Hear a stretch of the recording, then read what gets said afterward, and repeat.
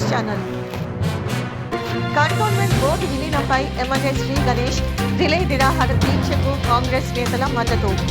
శ్రీమతి కోట నీలిమ సందర్శించి సంఘీభావం తెలిపారు.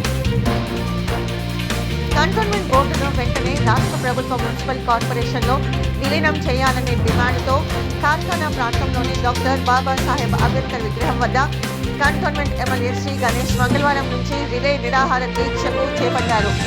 ఈ దీక్ష శిబిరాన్ని టీపీసీసీ ఉపాధ్యక్షురాలు సనత్ నగర్ నియోజకవర్గ కాంగ్రెస్ పార్టీ ఇన్ఛార్జ్ శ్రీమతి కోట నీలిమ సందర్శించి సంఘీభావం తెలిపారు. ఈ సందర్భంగా ఆమె మాట్లాడుతూ కంటోన్మెంట్ ప్రజలు ఏం తప్పు చేశారని, ఇంతకాలంగా ఇబ్బందులకు గురి చేస్తున్నారని ప్రశ్నించారు. కేంద్ర ప్రభుత్వం ఎమ్మెల్యే శ్రీ గణేష్ చేపట్టిన దీక్షను గౌరవించి వెంటనే కంటోన్మెంట్ బోర్డును రాష్ట్ర మున్సిపల్ కార్పొరేషన్లో విలీనం చేయాలని డిమాండ్ చేశారు. రాష్ట్ర కాంగ్రెస్ ప్రభుత్వం చేపడుతున్న అభివృద్ధి సంక్షేమ కార్యక్రమాలు కంటోన్మెంట్ ప్రజలకు కూడా అందేలా కేంద్ర ప్రభుత్వం చొరవ తీసుకోవాలని ఆమె కోరారు. ఈ ఉద్యమం ఇక్కడితో ఆగదని, కేంద్ర ప్రభుత్వం స్పందించకపోతే ఢిల్లీ జంతర్ మంతర్ వద్ద ధర్నా చేపట్టేందుకు సిద్ధంగా ఉన్నామని నీలిమ స్పష్టం చేశారు. అనంతరం తన దీక్షకు సంఘీభావం తెలిపిన కోట నీలిమకు బోయిన్పల్లి జీఎం అంజయ్య, హిందూ శ్మశాన వాటిక కమిటీ సభ్యులకు, అలాగే పలు సంఘాల నేతలకు నియోజకవర్గ ప్రజల తరపున ఎమ్మెల్యే శ్రీ గణేష్ కృతజ్ఞతలు తెలిపారు. నమస్కారం. ఒక న్యాయం కోసం నిజాయితీగా పోరాడే నా సోదరుడు శ్రీ గణేష్ గారికి సంఘీభావం చూపించడానికి ఈ రోజున ఇక్కడ రావడం జరిగింది. మీ అందరికీ ఒక మాట చెప్తానమ్మా, ధైర్యంగా దమ్ముండి అన్యాయం అయితే పోరాడేవాళ్ళు చాలా తక్కువ మంది మిగిలారు. దాంట్లో మన ఎమ్మెల్యే గారు ఒకరు. ఇది మన అదృష్టం. ఎవరైనా సరే సైలెంట్ అయిపోయి ఎలక్షన్ టైంలో అప్పుడు చూసుకుందాం అని ఆగిపోతారు. ఆయన 3 రోజుల నుంచి దీక్ష మీద ఉన్నారు, మంచిది కాకుండా అన్నది. ఇది ఈయన ఏమంటారు, ఇంగ్లీష్ లో దీన్ని డెడికేషన్ అంటారు. కంటోన్మెంట్ వాసుల అదృష్టం అమ్మా. 4 లక్షల మంది అస్తిత్వం కోసం, ఆత్మ గౌరవం కోసం, మీ ఉనికి కోసం పోరాటం చేసే సమయం ఇది. బీజేపీ పాలనకి కాంగ్రెస్ పాలనకి డిఫరెన్స్ ఏమిటి అని చూపించే సమయం ఇది. మొత్తం హైదరాబాద్, మొత్తం తెలంగాణ ఒక ఊపులో పెరుగుతూ ఉంటే, అభివృద్ధి చెందుతూ ఉంటే, కంటోన్మెంట్ మటుకు వెనకబడిపోయి ఉంది. ఎందుకు మరి? వికసిత భారత్ అని, అభివృద్ధి చెందిన భారత్ అని మోదీ గారు ప్రతి చోట వెళ్ళి చాటి చెప్తూ ఉంటారు. ఇక్కడ రమ్మనండి దమ్ముంటే.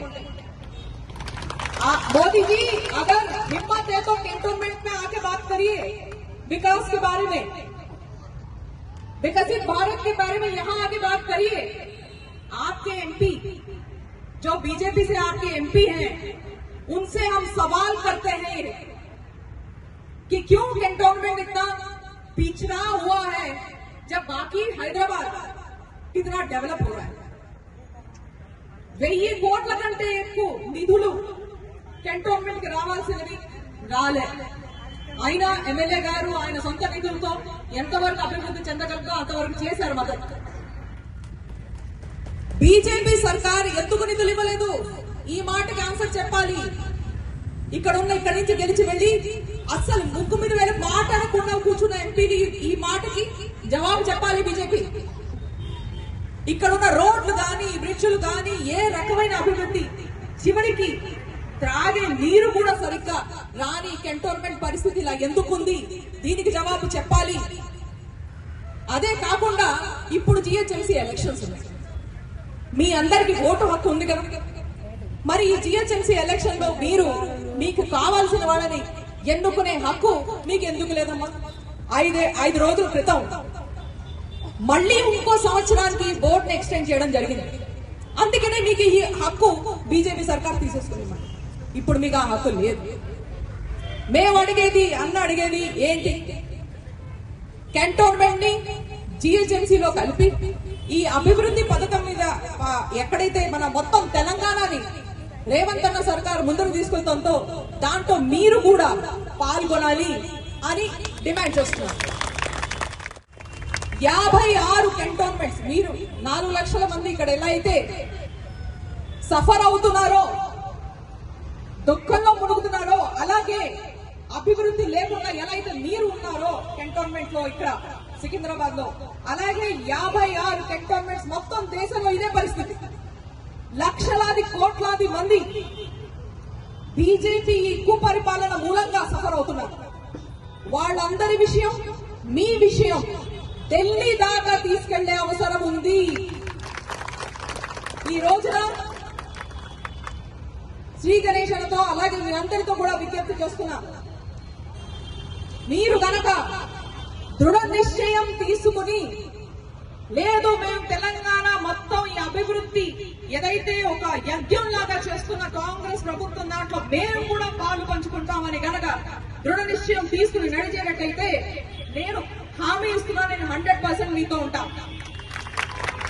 అదే కాకుండా ఈ ఉద్యమాన్ని ఇక్కడే ఆపకుండా యహా సే లేకే ఢిల్లీ తక్ లడేంగే, ఇక్కడి నుంచి తీసుకుని ఢిల్లీ దాకా ఫైట్ చేద్దాం. అక్కడ జంతర్ మంతర్ లో ఎలా అయితే మనకి ధర్నా చౌక్ ఉందో ఇక్కడ, అలాగే అక్కడ జంతర్ మంతర్ ఢిల్లీలో